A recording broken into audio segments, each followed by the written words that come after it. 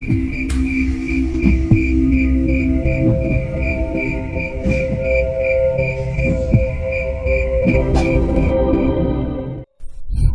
melihat Danan seperti menyadari sesuatu, hingga ia menyingkir dari pertarungan dan melimpahkan sosok-sosok itu pada Meong Hideng, yang langsung menyayatkan kuku panjangnya itu pada bagian tubuhnya. Danan akan melakukan sesuatu. Kekuatan hutan ini membantu ajian Baron semakin kuat, bisik hati Gama, yang terus mengendalikan Meong Hideng dengan wujudnya yang besar itu, sambil memperhatikan pertarungan Cahyo dan Budi yang terus menghabisi sosok-sosok itu. Seketika Danan menaruh kerisnya, tangannya menyentuh tanah. Hal itu baru pertama kali Gama lihat, namun ia sudah bisa paham dengan Danan yang mencoba mengendalikan kekuatan hutan ini. Kesulitan, bisik hati Gama, terus memperhatikan ke arah Gama. Tidak bisa, energi hutan ini terlalu kuat, ucap Danan. Lantas apa lagi yang harus kita berbuat? Tanya Gama. Semakin banyak sosok-sosok itu bermunculan. Gama tiba-tiba mengerutkan dahinya. Ia sedang melihat ke arah Cahyo dan memperhatikan Budi yang terus bertarung dengan pisau yang terus berada di tangannya itu. Siapa yang akan datang? Ucap Gama bersamaan dengan Cahyo, seperti sedang memanggil sesuatu. Tiba-tiba, dedaunan dari pepohonan yang menjulang tinggi itu saling bergesekan, manakala dilewati sosok kecil yang lincah bergerak dari satu pohon ke pohon lain menuju keberadaan Cahyo. Kliwon, ucap Gama mengenali ciri-cirinya. Benar, Kliwon. Lihat saja, hanya Cahyo yang mampu bicara, Gam. Seharusnya ia membawa pertanda penting, jawab Danan. Tidak lama Kliwon kembali meloncat ke arah pepohonan. Kini gerakannya jauh lebih cepat. Sementara Budi dan Meong Hideng semakin tidak terkendali, menghabisi sosok-sosok yang keluar semakin banyak itu. Kepala-kepala yang terlepas dari tubuhnya, hingga cakaran bak pedang panjang terus terjadi tanpa bisa dihindari. Keadaan semakin sulit ini, ucap Gama, semakin penasaran apa pesan yang dibawa Kliwon pada Cahyo. Menurut Kliwon, ada seseorang di hutan ini yang membantu kita. Kita harus bertahan sekuat mungkin, ucap Cahyo menjelaskan. Tidak ada cara lain. Mereka berempat hanya bertahan di bawah gelap malam yang semakin pekat, sambil menunggu pertanda dari Kliwon menjadi kenyataan. Siapa orang itu? Bisik hati Gama, terus berusaha mengendalikan dirinya dan Meong Hideng. Begitu juga Budi, sesekali melihat keberadaan Gama untuk memastikan keamanannya. Sementara itu, gelap malam seolah tidak memberikan ampunan di dalam leuweung Rowo Sukmo. Tempat Baron berasal itu, bak sedang terjadi pesta. Ia mengeluarkan seluruh kekuatan pecah sukmanya untuk menghabisi mereka berempat yang sudah hampir kewalahan. Budi sudah terlihat hampir kelelahan, begitu juga Gama yang terus mengeluarkan tenaga sisanya untuk mengendalikan Meong Hideng yang terus bertarung jauh semakin liar. Hingga kini, sosok-sosok itu dibantu oleh pisau-pisau yang tiba-tiba muncul dari atas hutan dengan jumlah yang sangat banyak, membuat keberadaan Gama, Danan, Cahyo, dan Budi terpaksa harus bergerak. Kekuatan yang gila, ucap Gama manakala mengingat ucapan Ki Dudui bahwa kekuatan Baron dan leuweung ini semakin menyatu maka akan semakin kuat. Atas saran dan teriakan Cahyo mengajak mereka semua bersembunyi di balik pohon tumbang agar tidak terkena serangan pisau itu. Namun berbeda dengan Meong Hideng, ia lebih memilih terus bertarung sambil melindungi batang pohon. Pisau itu tidak mempan sama sekali kepadanya. Danan dan Gama sudah berpikir cepat, karena tidak mungkin pepohonan itu dapat melindungi mereka berempat dalam waktu yang lama. Langkah cepat harus segera mereka ambil.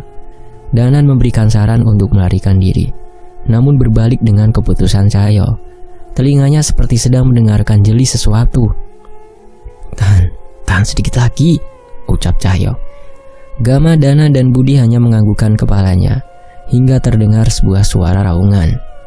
Itu adalah suara dari wujud asli Kliwon, Wonosudro, saudara kembar Wonosuro dari monyet kembar penjaga alas wetan, ucap Cahyo menjelaskan. Gama, Budi, dan Danan seketika lega setelah semakin jelas mendengar raungan suara itu. Mereka hanya mampu menunggu dengan waktu tengah malam yang baru saja terlewati. Harapan dari kedatangan Kliwon bisa menguatkan niat mereka berempat yang kini mempunyai tujuan yang sama. Hingga terdengar suara langkah kaki yang tergesa-gesa mendekat dari arah hutan nan gelap itu. Langkah kaki seseorang dengan pandangan heran menyaksikan pemandangan di luar nalarnya tentang apa yang sudah terjadi. Kalian yang melawan semua ini? Ucap pemuda itu semakin heran. Bersama dengan Kliwon yang baru saja tiba, membuat Cahyo dan Budi dengan cepat melindungi pemuda tersebut. Kalau Kliwon membawamu, seharusnya kamu punya cara untuk membantu kami mengalahkan mereka, kan? Tanya Gama. Setelah pecahan sukma yang dibunuh Kang Sukri, masih ada pecahan sukma dari sosok Baron sebanyak ini. Ucapnya panik. Tenang, jangan panik. Tenangkan dirimu dulu. Siapa namamu? Tanya Danan berusaha menenangkan pemuda itu. Pemuda itu pun menarik nafas singkat dan mencoba menjawab pertanyaan Danan. Kimpul, balasnya singkat. Danan dan Gama langsung memberikan saran agar Kimpul menenangkan dirinya terlebih dahulu. Apalagi keadaan mendesak, membawanya harus segera bergerak cepat. Danan sudah menjelaskan dan memaksa Kimpul untuk memberi informasi tentang Baron. Satu-satunya cara mencari keberadaan tubuh asli Baron, ucap Kimpul dengan pandangan mata kosongnya. Gama menjelaskan kepada Kimpul bahwa memang sedang mencari keberadaan tubuh Baron, membuat Kimpul cepat memahami apa yang sedang mereka berempat cari. Mungkin saya bisa membantu. Ada sebuah ilmu yang diturunkan kepada saya. Sebuah ilmu yang diincar oleh tuan dari sosok bernama Baron itu. Ilmu Pangawero. Kimpul menjelaskan bahwa ia bisa mencari keberadaan tubuh asli Baron dengan ilmunya yang mampu menerawang beberapa saat ke depan. Gama memahami keberadaan Kimpul sekarang, termasuk hal yang penting untuk sampai ke tujuannya dengan cepat.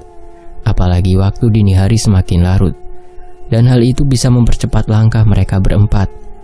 Setelah sepakat, mereka berempat akan melindunginya dari serangan pecahan sukma Baron. Hingga tiba-tiba terdengar ucapan kencang dari pecahan sukmanya Baron. Percuma, Raden Sengkuni akan segera menemukanmu. Ilmu itu adalah haknya. Ia akan menjadi yang terkuat di antara Trahningrat setelah mendapatkan Pangawero dan segera menghabisi kalian. Pengecut sepertimu tak akan bisa berbuat apa-apa. Budi memberi pertanda kepada Gama bahwa semua pertanda yang dikatakan Ki Dudui tentang Ningrat ini menjadi nyata. Apalagi setelah mendengar ucapan Kimpul barusan. Tanpa aba-aba, tiba-tiba Cahyo langsung menghantam pecahan sukma Baron. Kimpul langsung memejamkan matanya. Dengan keadaan tubuhnya yang sudah terlihat lelah, seperti menahan sesuatu. Namun, Gama dan Danan mulai paham itu adalah caranya untuk menggunakan ilmu Pangawero. Ketemu, ucap Kimpul. Membuat Gama, Danan, Cahyo, dan Budi seketika menunggu ucapan selanjutnya yang akan keluar dari mulut Kimpul. Di mana? Tanya Danan. 1 kilometer di tengah hutan. Tapi dia dijaga oleh puluhan, bahkan ratusan pecahan sukmanya. Jawab Kimpul semakin cemas. Gama langsung menyarankan agar segera pergi ke tempat tersebut dan berjanji akan memberikan perlindungan kepada Kimpul. Dengan sisa tenaga yang ada, Cahyo sempat-sempatnya menanyakan keadaan Budi yang terlihat sudah dibanjiri keringat dengan nada bercandanya. Namun, Budi tetap menjawabnya dengan sangat dingin, seperti hal yang biasa ia lakukan. Hal itu membuat Dana dan Gama saling bertatapan dan menggelengkan kepalanya secara bersamaan. Sementara itu mereka berlima langsung berlari ke arah yang ditunjukkan Kimpul. Kimpul benar-benar membantu membuka jalan dari malam yang pekat. Begitu juga dengan pecahan sukma Baron yang terus mengejar. Hati-hati Bud, lawan kita sesungguhnya di depan, ucap Gama. Aku akan jaga kamu Gam, sisanya biar aku dan Cahyo yang urus. Begitu juga Danan, pasti mempunyai cara lainnya. Jawab Budi terus bergerak. Mayong Hideng menjaga di samping, sementara Gama dan Danan terus mendampingi Kimpul sebagai petunjuk arah. Kalau kalian bisa menahan semua pecahan sukma Baron, mungkin aku bisa membunuh tubuh aslinya, ucap Kimpul. Mas Kimpul serius? Mas Kimpul memiliki kekuatan untuk itu? Tanya Gama. Sembari berlari, Kimpul mengeluarkan sebuah pisau dengan ukiran berbentuk ular. Ia langsung menjelaskan bahwa itu adalah kerangkeng sukmo. Dengan itu ia bisa mengikat sukmo Baron dan ia yakin bahwa Baron pasti berada dalam posisi yang tidak sulit ditemukannya. Penjelasan Kimball langsung berbuah bukti hingga mereka berlima sampai di sebuah tempat bagian hutan dengan sosok-sosok berjumlah jauh lebih banyak dari sebelumnya, seperti menunggu kedatangan mereka. "Lihat, Bud, ini jauh bahaya, hati-hati," ucap Gama. "Tidak ada cara lain, Gam. Aku akan melawannya dengan Cahyo. Kamu jaga Kimball," jawab Budi langsung bergerak maju. "Gam, tidak banyak waktu," tegas Danan. Sudah melihat sosok-sosok itu kembali mendekat. Apalagi Danan menyadari kedua mata Meong Hideng sudah menyala semakin kuning. Gama langsung memejamkan matanya. Namun ia langsung mendengar sebuah bisikan. "Iya, tempatna geus deket, Gam. Kaulang geus siap. Ayeuna keneh." Gama langsung menarik nafasnya cukup dalam. Tangan yang sedari memegang gelang gengge langsung ia gerakan. Kring, kring, kring. Dengan hentakan 3 kali kaki Gama menyentuh tanah, seketika Meong Hideng berubah wujudnya, jauh lebih besar dengan kuku yang jauh lebih panjang dan tajam. "Gam, itu!" ucap Danan heran dengan wujud Meong Hideng yang sekarang. Tidak cara lain, ini pertarungannya sebenarnya, Nan," jawab Gama merasakan tubuhnya sedikit lemas karena terus mengendalikan liarnya Meong Hideng bergerak, membuat tanah hutan bergetar. "Tahan, Gam, tidak mungkin kamu bertarung sendiri dan aku bantu seperti sebelumnya," jawab Danan. "Cepat, Kimball, lakukan tugasmu," tegas Gama. Pertarungan jauh lebih mengerikan tidak bisa terhindari. Hutan bak tempat sosok-sosok itu mendapatkan serangan dari Meong Hideng. Cahyo dan Budi, begitu juga Danan yang terus mengenakan keris rogo sukmonya untuk melemparkan ajian pecahan sukmo pada Meong Hideng. "Gam, ini jauh lebih kacau dari barusan," ucap Danan ngos-ngosan kembali ke dalam raganya setelah memastikan keadaan energi hutan ini. Dari malam yang semakin pekat, kekuatan Baron lebih gila. Kimball harus segera menemukan Baron, tegas Danan. Di hadapan mereka, pohon-pohon bertumbangan dengan sangat mudah. Oleh gerak Meong Hideng yang semakin liar, sudah tidak terhitung berapa banyak kepala yang terpisah dari tubuhnya, dan berapa kali sayatan kuku panjang Meong Hideng menghabisi sosok-sosok itu. Bahkan ketika Cahyo menyuruh Danan memanggil Nyi Sendang Rangu, Danan langsung menjelaskan bahwa Nyi Sendang Rangu sedang berkelana, membantu mencari petunjuk. "Masih ada pertempuran lebih dari ini?" tanya Cahyo semakin panik. "Ada. Ki Dudui sudah memberi petunjuk. Terlebih keberadaan Kimball sudah menjawab semuanya," jawab Gama. Kimball anehnya tidak bergerak sedikit pun, membuat Gama, Danan, Cahyo, dan Budi seketika menjadi panik. "Kenapa Kimball, Gam?" tanya Danan. Gama hanya menggelengkan kepalanya, namun tatapan matanya lurus. Itu seperti mendapati sesuatu yang tidak bisa ia lihat dengan jelas. Kimball hanya menatap ke arah batu besar, 2 kali lipat dari ukuran manusia. "Gam," ucap Budi memandang ke arah batu itu. Gama hanya menganggukkan kepalanya. "Di balik batu, sesuai petunjuk Kimball," ucap Danan. "Priak!" Seketika batu itu pecah oleh pukulan Budi dan Cahyo secara bersamaan. Walaupun Gama dan Danan melihat Cahyo seperti kaget dengan tingkah Budi, membuat Kimball semakin penasaran kepada Budi dan Cahyo. Namun ucapan Kimball langsung berbuah bukti bahwa di balik batu besar yang sudah pecah itu terdapat sebuah gua, dan hal itu membuat pecahan sukmo Baron semakin menggila. "Danan," ucap Gama sudah melihat Kimball dalam posisi berbahaya. Dengan pecahan sukmo, Baron mendekat ke arah Kimball. "Ini waktunya, Gam," jawab Danan, langsung melayangkan kerisnya ke arah wajah Baron hingga menembus wajahnya. Raungan Meong Hideng semakin keras menggema seisi hutan. Ia sudah jauh lebih liar, menghabisi sosok-sosok yang mendekat ke arah Gama, Danan, dan Kimball. "Kimball, selesaikan sekarang!" teriak Danan sangat kencang. Kimball langsung bergerak ke arah dalam gua untuk menemukan sosok Baron.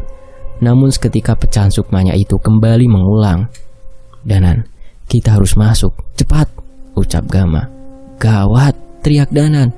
Teriakan Danan membuat Cahyo dan Budi ikut bergerak masuk untuk memastikan keadaan Kimball yang akan segera berhadapan dengan Baron. "Kau akan mati lebih dulu," senyum tubuh asli Baron dengan mengenakan topeng sebelah menutupi wajahnya, membuat penasaran Gama sekarang terjawab pada sosok yang telah membuat kekacauan itu. Danan terus saja memperhatikan sekitar agar Kimpul segera mengenakan kerangkeng sukmonya. "Awas!" teriak Cahyo. Ia melompat dan langsung menahan sebuah pisau yang melayang yang akan menusuk tubuh Kimpul dengan menyilangkan kedua tangannya. "Cepat Kimpul!" teriak Gama semakin panik. Dengan cepat Kimpul membacakan sesuatu dengan bibirnya, terus mengucap. Tidak berselang lama, tubuh asli Baron berwujud bersama Sukma yang telah melemparkan pisau ke arah Kimpul yang berhasil ditahan Danan hilang. "Tuanku akan membalas kematianku dan menjadi penguasa tahta ini. Kalian akan mati dengan rasa sakit yang tak pernah kalian bayangkan." Ucap Baron sebelum akhirnya terjatuh dan Sukmanya terperangkap bersama pusaka Kimpul. "Tahan Kimpul, tahan Danan!" ucap Gama semakin panik manakala melihat luka di pergelangan tangan Danan. "Aku bantu," kata Kimpul langsung mencari perlengkapan di tangannya agar dapat menghentikan darah di tangan Danan. Di luar, Budi sudah terbaring di atas dedaunan, sementara Gama langsung mengendalikan Meong Hideng yang langsung berubah wujudnya lagi, berjalan terpincang-pincang ke arah Gama. Danan menjelaskan perbedaan pusaka yang berada di tangan Kimpul, dan Kimpul langsung menceritakan bagaimana pusaka itu dipercayakan kepadanya. Sebuah pusaka yang dapat menyegel atau mengikat sukma seseorang. Hal itu didengar jelas oleh Budi dan Cahyo, membuat Gama membenarkan setelah menyaksikan langsung bagaimana pusaka itu dapat mengalahkan Baron dengan kekuatannya. Ia masih percaya bahwa pusaka itu harus berada di tangan yang tepat, dan beruntungnya Kimpul setelah dibawa oleh Kliwon dapat berada di pihak Gama, Budi, Danan, dan Cahyo. "Ayo kita pergi," kata Danan agar segera pergi dari tempat ini. Begitu juga dengan Gama yang baru saja akan melangkah. Tiba-tiba tubuhnya seperti ada yang menahan. "Siapa kau?" teriak Budi. Sama halnya dengan Gama, tubuhnya seperti terkunci tidak bisa bergerak. Hal yang sama juga langsung dirasakan oleh Cahyo. "Lumpuh raga Gam, tidak mungkin," bisik Budi. "Seharusnya aku sudah mempelajari ilmu itu, Bud. Tidak begini jadinya," jawab Gama semakin kebingungan. Ia tidak bisa menggerakkan tangannya untuk memberi perintah pada Meong Hideng sekalipun dan membunyikan gelang genggenya. Dari salah satu pohon berdiri seorang lagi yang mengenakan topeng hitam, dan kali ini tidak hanya sebelah. Ia mengenakan topeng hitam yang utuh, tidak seperti Baron yang setengahnya. "Sial, itu Keling," ucap Kimpul kaget. "Siapa dia?" tanyaku. "Tuan dari Baron, tangan kanan Raden Sengguni yang mengincarku. Ilmu waringin sukmo yang ia miliki, yang mengikat sukma kita hingga tidak bisa bergerak," jawab Kimpul menjelaskan. Ia seperti tidak asing dengan sosok itu. Gama dan Budi hanya mengangguk mendengar penjelasan Kimpul, yang berarti memberikan pertanda lainnya bahwa kutukan itu masih ada yang menghendakinya. "Belum selesai Gam," ucap Budi. "Sementara itu, aku akan menghabisi kalian nanti." Sosok yang disebut oleh Kimpul bernama Keling itu dengan cepat masuk ke dalam gua, di mana jasad Baron berada. Tujuannya untuk mengambil topeng sebelah yang digunakan Baron sebelumnya. "Raden Rahardian, sang Raden muda pengecut yang bersembunyi dari desa ke desa," ucap Kimpul, membuat Gama dan Budi langsung memahami bahwa darah murni adalah untuk hal itu, membuat kesimpulan cepat. Walau tubuh mereka belum bisa bergerak sekalipun. "Aku tidak lagi dapat menarik ilmu ajian pecah sukmo dari tubuh Baron. Pasti ini ulah pusakamu," ucap Keling kepada Kimpul. "Bukan urusanmu," teriak Kimpul. "Memang bukan, karena sekarang kau akan mati bersama mereka," jawab Keling. "Jangan!" teriak Cahyo berusaha mengamuk. Begitu juga dengan Budi yang terus berusaha bergerak, namun kekuatan hutan ini memperkuat ajian waringin sukmo yang dimiliki Keling. "Danan," bisik Gama pelan. Sebelum sempat melukai Kimpul, tiba-tiba sebuah keris muncul dari tanah bersama seseorang yang menggenggamnya. "Itu roh Danan," ucap Cahyo. Sebuah goresan terbentuk di tubuh Keling dan membuat kami terlepas dari ilmunya, membuat Gama tidak percaya dengan cara yang diambil Danan dengan Meong Hideng yang kini semakin ingin berontak menghabisi Keling. "Kalau hutan ini memperkuat ajian sukmo kalian, seharusnya hutan ini juga memperkuat ajian rogo sukmoku," ucap Danan yang memaksakan dirinya menghadapi Keling. Danan seharusnya tidak sendirian, tegas Gama. Keleng menatap kami semua dan melompat mundur. Ia seperti sudah tahu bahwa mereka berlima bukan lawan yang akan ia hadapi sekarang. Dengar Raden Muda, kau tidak akan bisa selamat dari tuanku Raden Sengkuni. Akan ada waktunya kita akan berhadapan lagi. Dan saat itu akan kupastikan setiap bagian tubuhmu akan terpisah dengan begitu menyakitkan. Ancam Keleng yang mencoba membuat Kimbol gentar. Raden Sengkuni, nama itu harus aku ingat. Petaka ini ulahnya, bisik Gama dalam hati. Dengan cepat Kimbol maju dengan tatapan penuh keyakinan. Gama menahan budi yang akan bergerak, juga menunggu waktu yang tepat untuk Meong Hideng kembali berubah wujudnya. Pangawuruhku menjadi kenyataan. Mereka semua adalah pendekar yang diramalkan untuk menghabisi kekejaman Raden Sengkuni dan antek-anteknya. Buat apa aku takut dengan ancamanmu? Teriak Kimbol. Gama yang kaget dengan ucapan Kimbol membuatnya langsung sadar bahwa memang masalah ini melibatkan keselamatan banyak nyawa, bukan hanya murni seorang diri. Membuat ia langsung menepuk pundak Kimbol, memberinya semangat dan keyakinan penuh bahwa akan ada yang melindungi. Sementara Keling memutuskan untuk menghilang kembali bersama kegelapan malam. Sepertinya pertarungan ini baru permulaan, kata Danan. Gama mengangguk setuju bahwa akan ada pertarungan jauh lebih mengerikan dan sosok Keling yang pasti akan membawa bala bencana lainnya. Sekarang, sebaiknya kita keluar dari hutan ini dan mencari tempat nyaman untuk Mas Kimpul atau Raden Rahardian, sang Raden muda ini menceritakan semuanya. Ucap Danan memberikan saran. Ada warung di ujung sana. Sebelum aku dan Budi masuk ke hutan, penjaganya kakek tua yang sepertinya sudah hafal dengan tempat ini juga.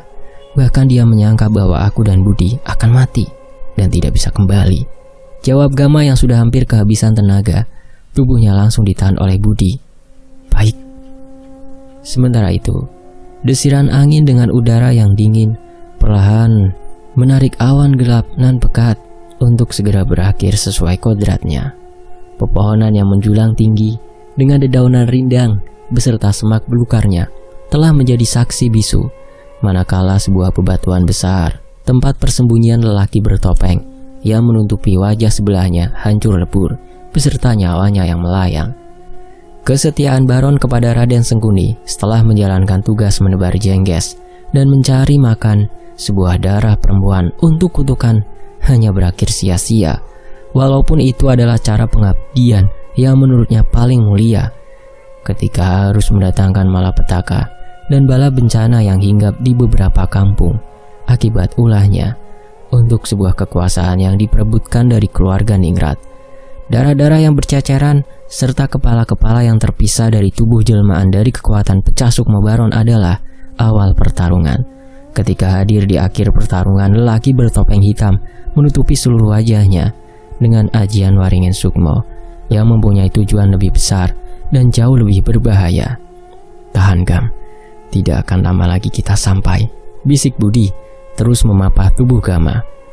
Leweng Rawa Sukmo dengan rumput hijaunya itu kini menampakkan jejak langkah 5 orang yang sedang berjalan kembali ke arah barat untuk menuju sebuah warung, tempat di mana sebelumnya Gama dan Budi mendapat petunjuk dari seorang lelaki tua yang Budi panggil dengan sebutan Bah Jajang. Di depan sedikit lagi, ucap Budi, memberikan informasi yang ditunggu Danan, Cahyo, dan Kimbol akan tempat tujuannya itu. Untuk Budi, leweng bukanlah tempat yang asing. Ia dapat menghafal betul jalan ketika masuk dan mempermudahkannya ketika ingin keluar dengan segala ingatannya. Terlebih sekarang bersama Cahyo, membuatnya cukup sedikit tenang karena tidak mungkin salah mengambil jalan. Juga dapat melindungi semuanya dari serangan susulan. Danan, Cahyo, dan Kimbol hanya mengangguk perlahan. Semuanya berjalan dengan sisa tenaga yang mereka miliki, walau dari dalam benak mereka menyadari bahwa kematian Baron adalah bagian awal dan sudah menanti musuh-musuh jauh lebih berbahaya agar tujuan mereka masing-masing dapat terselesaikan dengan cara saling membantu dan melindungi. Tidak terasa, waktu yang berputar sebagaimana mestinya Perjalanan keluar dari Leweng Rawa Sukmo berjalan cepat, dengan semakin terasanya udara dingin menusuk kulit, bersama sinar mentari pagi yang mulai hadir dari arah timur. Di sana, bisik hati Gama, terlihat semakin jelas warung Mbah Jajang, dan kembali tergambar keadaan murni yang sedang dijaga oleh Ki Dudui dan Mang Idim. Namun ia harus menyusun terlebih dahulu dari mana semua kutukan itu berasal, agar mendapat benang merah yang utuh, selain menghentikannya secepat mungkin. Sementara itu, sejak malam datang sampai pagi, tiba lelaki tua pemilik warung ala kadarnya, dan satu-satunya yang jauh dari kampung itu tidak pernah lagi beristirahat dengan tenang. Sudah beberapa kali Mbah Jajang membuka gorden lusuh yang menutupi jendela ala kadarnya, jendela yang berada tepat di belakang warungnya, menghadap ke arah Leweng. Belum kembali juga sampai pagi. Apa mereka berdua akan bernasib sama? Akan bernasib sama mati di dalam Leweng Rawa Sukmo seperti yang sudah-sudah? Pandangan mata Mbah Jajang bergeser perlahan ke arah timur, tepat ketika sinar mentari pagi baru saja hadir, dengan embun-embun yang baru saja menetas di sekitar tanaman di belakang warungnya. Baru saja ia akan membuka seluruh gorden lusuhnya. Dari kejauhan kini terlihat 5 orang manusia sedang berjalan dari jalan kecil setapak, seketika membuat kulit dahinya mengkerut. Selamat. Mereka selamat? Mereka seperti tahu sesuatu hingga kembali ke warung ini. Terlebih lelaki berambut gondrong dan temannya itu pasti yang membawanya. Abah Jajang tidak langsung bergegas dengan kulit dahinya yang terus mengkerut. Ia masih mematung melihat ke arah mereka berlima, dengan lelaki gondrong yang sedang mengambil air di sebuah pancuran bambu. Kepalanya hanya menggeleng beberapa kali. Ia seperti sedang memikirkan sesuatu teramat penting dalam pikirannya. Namun ketika mereka berlima sudah terlihat segar setelah meminum air, Mbah Jajang langsung menganggukkan kepalanya bersamaan dengan suara teko berbunyi, memberi pertanda untuk air yang sedang ia masak di atas tungku. Mbah Jajang sudah memperkirakan kedatangan mereka berlima yang akan segera sampai. Apalagi ia baru pertama kali melihat 3 orang itu. Dengan cepat ia langsung menyiapkan beberapa makan ala kadarnya, termasuk singkong rebus yang baru saja matang dan air panas untuk menyeduh kopi. Sebentar lagi, ini mungkin waktu yang tepat. Terus saja Mbah Jajang mempertimbangkan isi dalam pikirannya untuk segera mengambil keputusan teramat penting dalam hidupnya. Setelah memberitahu Gama dan Budi sebuah jalan menuju Leweng Rawa Sukmo. Sementara itu matahari pagi sudah perlahan meninggi, menyorot tepat ke arah warung yang sebelumnya menjadi pertanda Gama dan Budi mendapatkan petunjuk dari Ki Dudui. Dan kini mereka berlima sudah sampai di depan warung. Danan, Cahyo seperti sudah tidak asing dengan warung ala kadarnya itu. Walaupun ada hal yang menarik perhatian mereka berdua.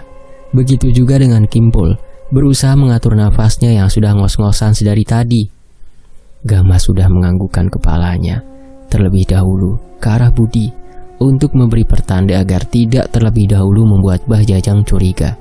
Apalagi ia masih ingat pada ulah Budi yang membuat menyebut namanya dengan tiba-tiba sore kemarin. Setelah Gama mengucapkan salam berkali-kali, salam itu langsung dijawab oleh suara Mbah Jajang dari dalam warung. "Mbah Jajang, kopi 5 ya," teriak Gama. Mbah Jajang langsung berjalan tergesa-gesa untuk mendekat pada suara Gama. Ia mencoba menutupi wajah herannya dan bersikap biasa saja pada penglihatannya ke arah mereka berlima. Semuanya dalam kondisi hanya terlihat capek, seperti tidak terjadi sesuatu yang berarti dari dalam Leweng Rawa Sukmo. Bisik hati Mbah Jajang berbalik dengan firasatnya. "Masnya masuk hutan berdua kok baliknya bisa berlima?" ucap Mbah Jajang membuka pembicaraan, karena sore kemarin hanya 2 orang yang ia berikan petunjuk. "Alhamdulillah Bah, dapat teman di hutan," balas Gama sambil tersenyum. Begitupun dengan Gama setelah melihat wajah Mbah Jajang beberapa saat, ia seperti mendapatkan sesuatu darinya. "Tenang Bah, manusia semua kok," sahut Danan mencoba mencairkan suasana. Sama dengan Gama, ia merasa Mbah Jajang masih terlihat tidak percaya setelah memperhatikan mereka semua. "Yang 4 manusia, tapi yang satunya kayaknya sih setengah-setengah," balas Cahyo dengan lirikan matanya tepat ke arah Budi yang baru saja akan membakar rokoknya. Budi yang langsung menyadari maksud isengnya ucapan Cahyo, langsung membalasnya dengan tatapan penuh ancaman. "Setengah apa?" gertak Budi menatap tepat ke arah Cahyo. Setengah sendok saja gulanya, bah. Jangan manis-manis." Cahyo tidak mau memancing emosi Budi dan cukup puas dengan sedikit godaannya itu. "Jangan galak-galak, Mang. Nanti susah dapat jodoh," bisik Cahyo pada Budi, langsung berlari ke arah luar.